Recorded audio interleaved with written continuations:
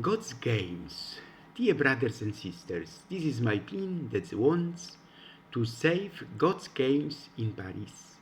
Besides, whenever you find yourself on the side of the majority, it's time to stop and think. Games, sport, competitions. What does it mean to you? The 2024 Olympic Games in Paris are entering the final phase, and emotions among fans are reaching the zenith.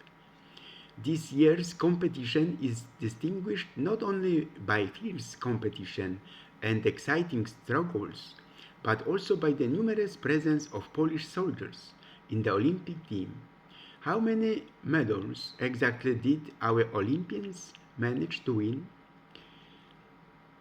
The Polish team won 10 medals. Here are the medals our athletes managed to win at the Paris Games.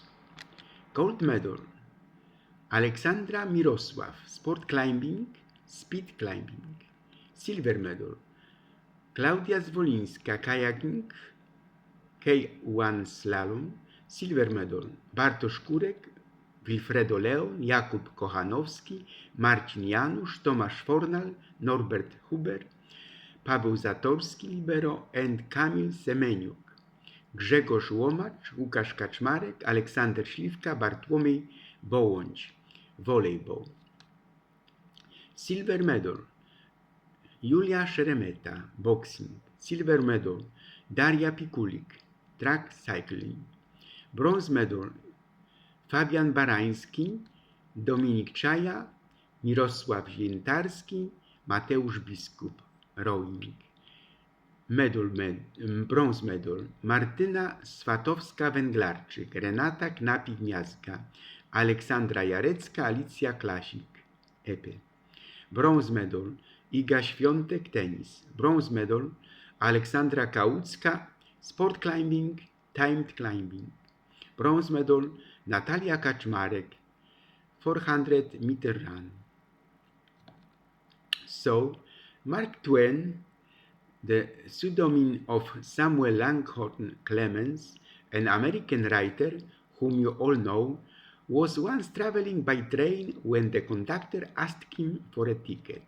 Twain, who was already famous at that time, despite searching and searching, could not find the ticket, and the conductor, looking through his briefcase with documents, noticed some paper through which he learned who the passenger was. "You are the author of Huckleberry Finn and Tom Sawyer. Don't worry, stop looking for the ticket. I'm sure you've lost it." Despite these words, the author continued his search tirelessly and increasingly nervously until the reviewer insisted that there was no problem. Finally, Mark Twain confessed, "No, if it is not for you that I seek you, it is because I must find you, so that I know where to get off, for I do not know where I'm going." My dears, what did I like about this event, which was the work of thousands of people?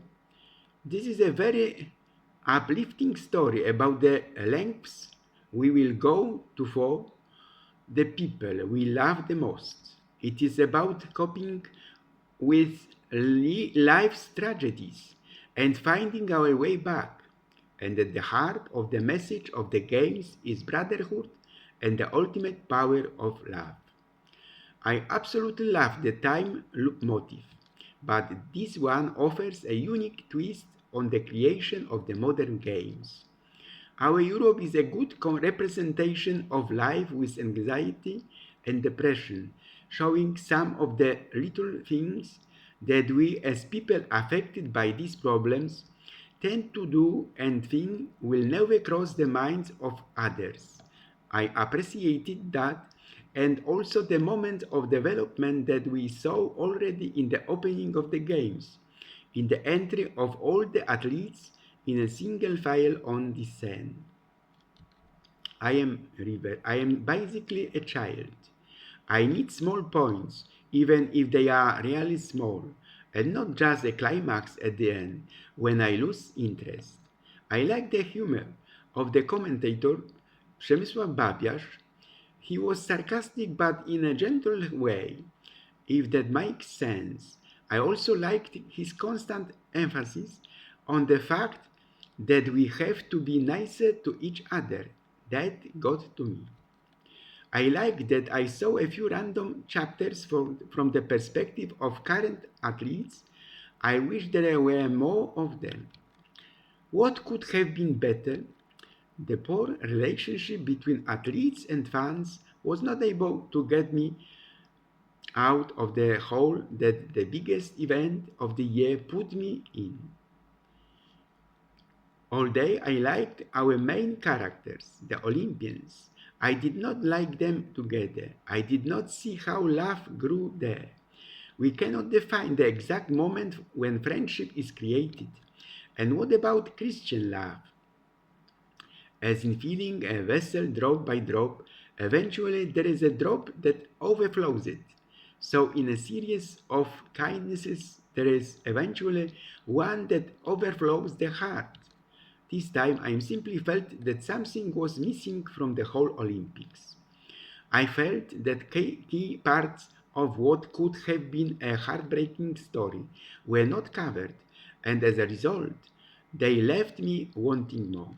Love does not lie in grand declarations or dramatic demonstrations, but in the little things. Brother, sister, do not ask for guarantees and do not look for salvation in any one thing, person, machine, or library. Do something of your own, and if you're drawn, at least die knowing that you are heading for shore. And much of what I say will be wrong, but enough will be right, I think. Let's not stop at life, which won't stop tomorrow. Why live? Life was the answer in itself. Life was the spreading of more life and living the best life possible. Believe in one thing too much and you won't have room for new ideas. A good night's sleep, a 10-minute roll, a pint of chocolates, ice cream, or all three is good medicine, one said. My dear, we'll never understand time, will you? You are always trying to be who you were instead of who you are tonight. All I can do is teach people to fall in love. Teach them to float and fall in love with themselves. To reach out and let life flow out through their fingertips onto the paper. It's luck that inspires us, not fullness. We often forget that thought is meant to correct life. That's no way to life. If you make thought the center of your life, you won't live it. So what you have to do is to be emotional, full of life creature who lives at the highest speed all of your life and then corrects your behavior so as not to go crazy or drive your friends crazy. Thought is the skin around the organ. The organ is full of blood and a beating heart, soul and the ecstasy of being alive. If you are a person full of passion and fear, you can start teaching the world. I think the 10 Olympic medals are the meaning of our struggle for Poland. The Olympians already know, my dears, why they were born. I am talking to them. In the meantime, in the 20 years, you will regret more the things you didn't do than the things you did do. So untie the ropes, leave the safe harbor, catch the favorable winds in your sails. Travel, dream, discover the world for Poland.